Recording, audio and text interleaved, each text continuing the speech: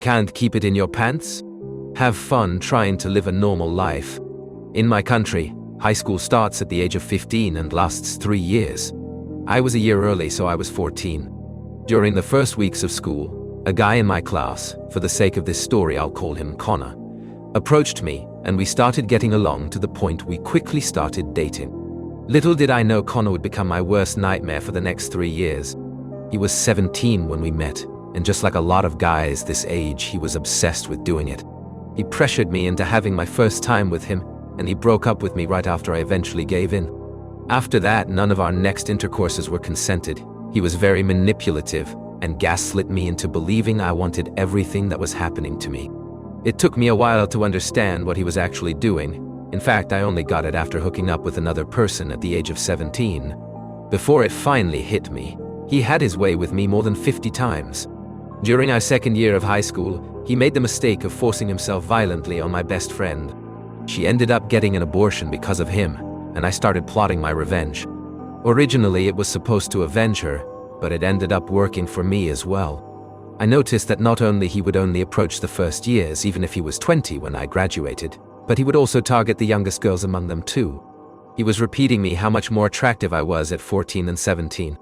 So, knowing that it was pointless to tell the police because in my country only 0.4% of all complaints of rape where victims are less than 15 end up in a sentence, I ruined his reputation. I told every single one of his acquaintances that he was a rapist, and to protect my best friend I told everyone I was the one he had violated, which wasn't really a lie. The rumors spread like wildfire, and after a few days even the teachers were looking at him with disgust. He was isolated, and the only reason why he wasn't bullied was because he is 6'3" or 190 centimeters tall. I could have stopped there, but I didn't. When we were third years, I knew exactly which universities he applied for. By snooping in Connor's bag, I found his application numbers, so using those I contacted every single university he applied for and explained the situation, providing screenshots of his conversation with my best friend where he was threatening her with a defamation case if she attempted to press charges against him. She had sent them to me to rant about him, and I had kept them all this time. All of them thanked me, and he ended up not being able to get in any university. He had to repeat his third year because of that, in an establishment where everyone knew what he had done, and all the first years would know that they had to avoid him at all costs. The next year, since I wasn't there to foil his applications, Connor was accepted in a university that I hadn't contacted the previous year. Unfortunately for him, I ended up learning which university he was going in and repeated the same process. There were former students of our high school in the university he was going to, who spoke up to the uni's mental health center about the inappropriate behavior he had with them, and told them what kind of rumors there were against him. Since I had provided proof that the rumors were true, Connor was permanently expelled for the safety of the female students attending the university.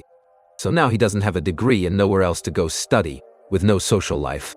His situation couldn't get worse, could it? Well, yes. I made it worse. Connor tried to move to another region where no one would know him and pass a diploma to work with kids. However, Connor is a phone addict and couldn't help but share on his social medias that he had passed his diploma and started working as an educator for troubled kids and preteens. Little did he know, I had created an account pretending to be one of his only remaining high school acquaintances who I knew was chronically offline. With a bit of searching, I ended up finding his workplace and started the same process all over again. I also added a message he had left on my voicemail where he was panting while telling me how hot I was at the age of 14, and how he would have loved to go back in time just to fuck me again. Needless to say, they got rid of him really quick, fearing for the safety of the kids. I was planning on keeping reporting him to all the places he was planning to work to, but his previous workplace took care of that for me. I don't know how, but according to Connor's social media, they managed to get him blacklisted on a national level, technically invalidating his diploma. Due to this, he couldn't pay his rent anymore, and ended up being homeless for a while before his mother accepted to take him back in. I'm friends with his older sister who knows everything about it, and told the rest of the family what happened. From what she's told me, everyone cut off ties with both Connor and his mother, including her. I'm still occasionally stalking his social media to see if he's trying to get back on his feet. The last time I checked was today, right before writing all of this. So raping 2 people ended up isolating him both socially and from his family. As long as I'm alive, he has no chance of ever getting a girlfriend. He lives in the region where he spent his high school years, so no one would hire him even as a cleaner, and he even spent some nights in the street. Honestly, at this point, It's impressive that no one tried to harm him physically, make him go through what he made me and my best friend go through, or even end his life. Go to hell, Connor. And trust me when I tell you that you'll have to wait for me to die before even thinking about starting to have a normal life. Update. So, something happened in the past weeks. Just before the Christmas holidays, actually. In the last paragraphs of my story, I stated that I'm still occasionally stalking Connor's social media to see if he was trying to get back on his feet. Well, he did. He tried to get back on his feet. As I was scrolling, I saw he said he is a shareholder of a brand new fitness brand he works for. I found this odd, since I know he can't afford to move from his mother's house, and he failed his driver's license and can't afford to try again, so he can't drive. In other words, he's stuck in the small city where our high school is, with thousands of people who know his name and face and are aware of what he has done. It's near impossible to find a job in these conditions, and I don't see what skills or qualifications he could use to get an online job. By doing some digging, I found the infamous fitness brand and did a bit of searching on their website. I found out that not only he is not on the list of their shareholders, but what he actually got in is a pyramid scheme. I pushed him in a corner so much that I made him join a pyramid scheme in a desperate attempt to get out of the situation I put him in. He created a second social media account to sell their crap and never got more than 5 likes on a post. At first, before realizing that this was a pyramid scheme, I was like, alright, you know the drill at this point, and I was preparing myself to get him fired just like I did before. But now that I know what kind of business this is,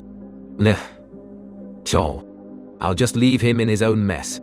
Not only I would be doing him a favor by pulling him out of there, but I don't even know if I could if I really wanted to. They seem shady enough to not care about having felons in their team. Here, only 3 types of crimes are considered felonies: taking someone's life, whether it's murder, terrorism, manslaughter, etc., rape, and printing fake money. Of course, aggravating circumstances apply. All other charges are considered at most misdemeanors, which doesn't mean they can't get you locked up for a few years. This might be the one and only time I'll ever be thankful for the existence of pyramid schemes. I don't even know what kind of damage they can potentially do to him, and for now, I don't see how he could be a threat to anyone. From what I gathered on his social media accounts, it doesn't look like he's in contact with people at the same level as him.